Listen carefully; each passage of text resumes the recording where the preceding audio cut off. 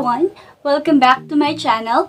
For today's video, gagawa tayo ng isang full face using only Maybelline products. So that's right. So yun na nga. I'm very excited guys kasi yung Maybelline talagang super love ko. And I'm really happy na mapapakita ko na sa inyo kung yung mga most na Maybelline products na ginagamit ko. So, yan. Magsimula na tayo sa video. First is the foundation. So yeah, for the foundation, I have a lot here. But for today, ito yung gagamitin natin. So yan.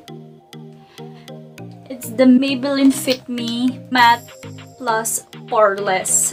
Buksan lang natin. Tapos kuha lang tayo. Ang hindi lang maganda dito guys is wala siyang pump. Kuha lang tayo ng konti. So dahan-dahan lang guys sa paglagay ng foundation. Then nakakuha na ako and put some in the face. After putting some foundation, kuha lang tayo ng brush. I have this stippling brush na angled. So siya yung pang blend ko.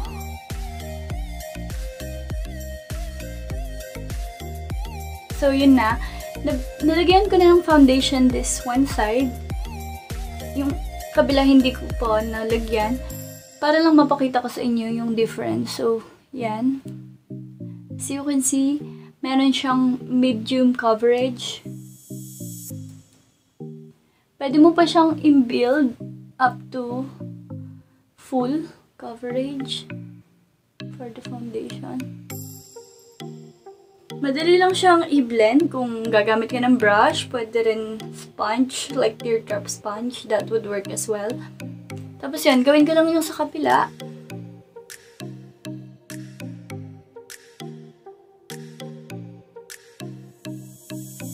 So yun na, I'm done with the foundation guys. By the way, yung shade ko dito, 128. Then after the foundation, dapat magko-concealer tayo. But since I don't have a concealer here, gagamitin ko na lang to. The other foundation na mas thick yung consistency.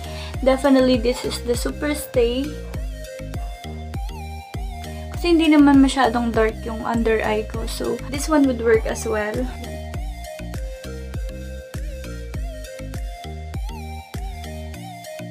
So yan, naglagay na ako ng Superstay 24 hours full coverage foundation. For the blending, we're gonna use this teardrop sponge.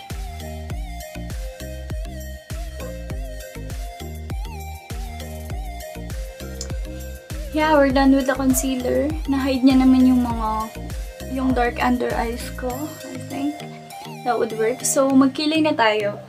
Sa pangkilay, we will be using this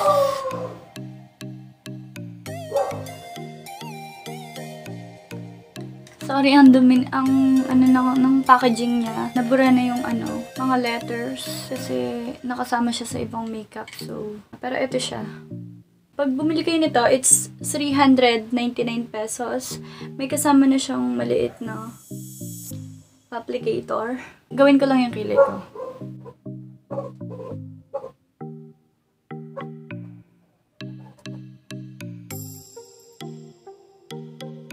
So, tapos ko na yung kilay ko. Lalagyan ko na lang siya ng mascara. This is Brow Precise Fiber Volumizer. Ito siya.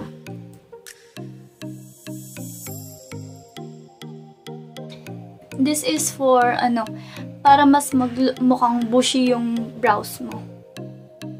Para mas ma-emphasize na may buhok tayo sa kilay.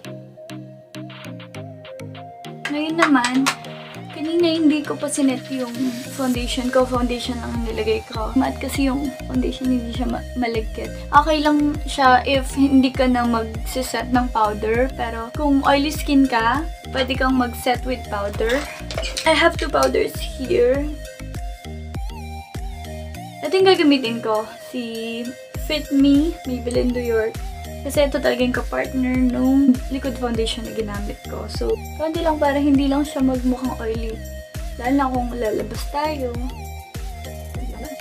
For the eyeshadow, guys, we have the Blush Nudes. Kuha lang ako ng eyeshadow brush. Yung maliit na eyeshadow brush muna. Ito yung mga shades. Madaming shimmer. Ito lang yung shade na may na matte. The rest, shimmer na lahat sila. Kunin ko muna to pang transition. Kita nyo ba? Ang light lang talaga ng ano niya. Pero dadagdagan natin siya ng darker shade.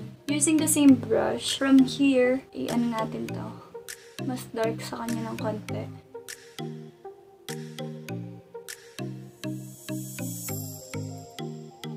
I know hindi pa siya masyadong halata, pero dadagdagan lang natin siya. Pwede naman natin siya i-build. Kasi yung mga colors na nandito talaga is very neutral lang talaga siya, as in yung mga pang everyday look mo lang talaga.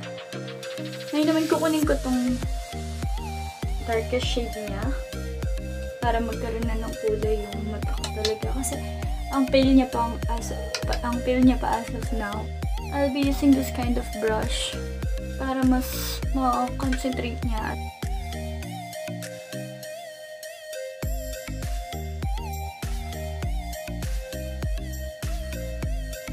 Hindi ko na siya lalagyan sa loob kasi mas light yung lalagay nating shade dyan.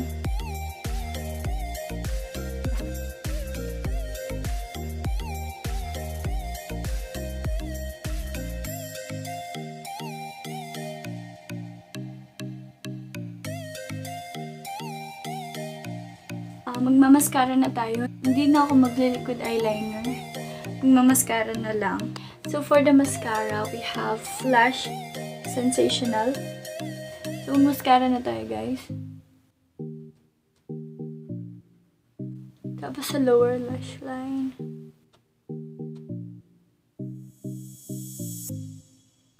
Wala akong pang contour, guys. So kunin ko to, si pang hilay.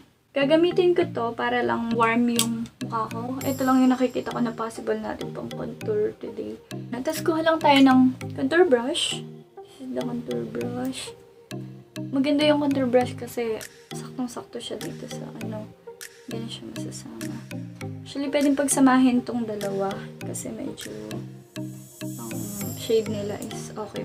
So, for contouring.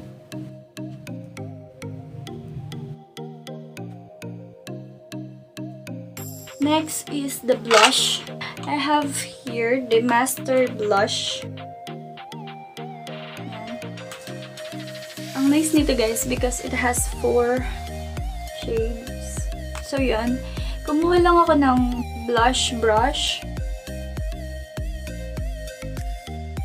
We have lipsticks here. I got this Super Stay Lippies.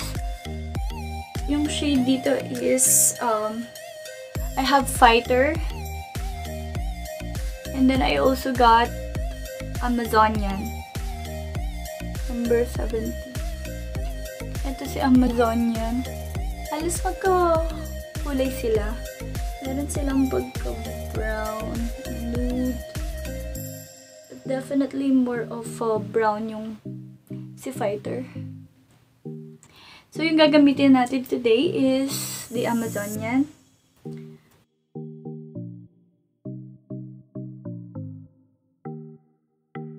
So, yun na nga, guys.